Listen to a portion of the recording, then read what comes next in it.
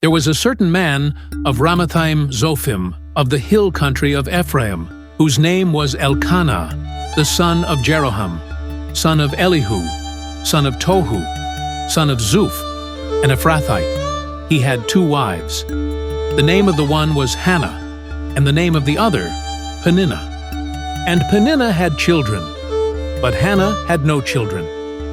Now this man used to go up year by year from his city to worship and to sacrifice to the Lord of hosts at Shiloh, where the 2 sons of Eli, Hophni and Phinehas, were priests of the Lord.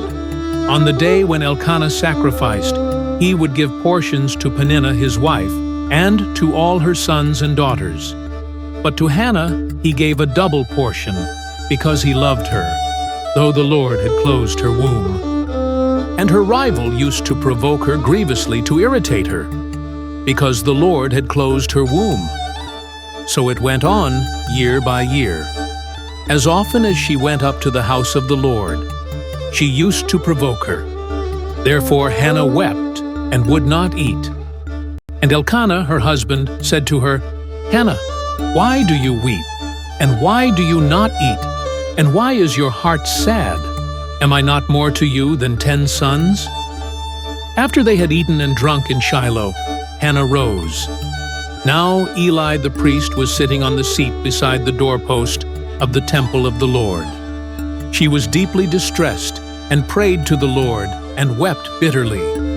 And she vowed a vow and said, "O Lord of hosts, if you will indeed look on the affliction of your servant and remember me and not forget your servant, but will give to your servant a son, then I will give him to the Lord all the days of his life, and no razor shall touch his head." As she continued praying before the Lord, Eli observed her mouth. Hannah was speaking in her heart. Only her lips moved, and her voice was not heard.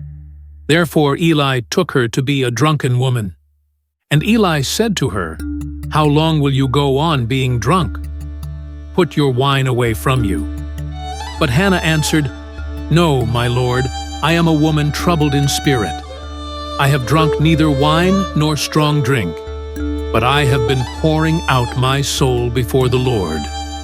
Do not regard your servant as a worthless woman, for all along I have been speaking out of my great anxiety and vexation." Then Eli answered, "Go in peace, and the God of Israel grant your petition that you have made to him." And she said, "Let your servant find favor in your eyes."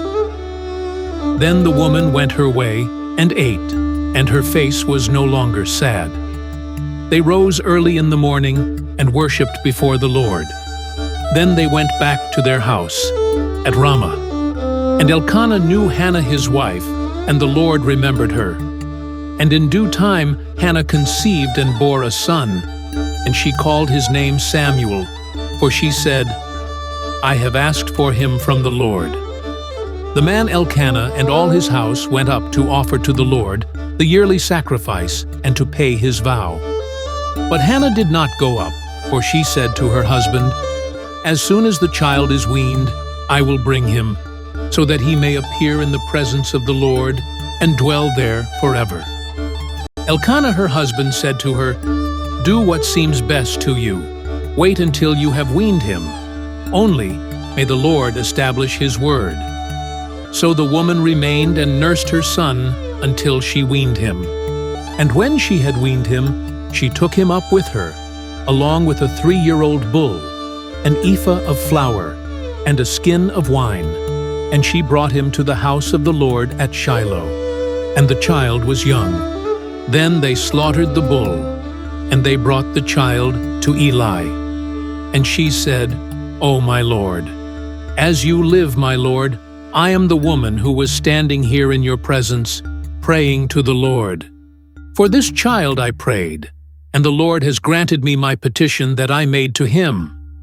Therefore I have lent him to the Lord. As long as he lives, he is lent to the Lord." And he worshipped the Lord there.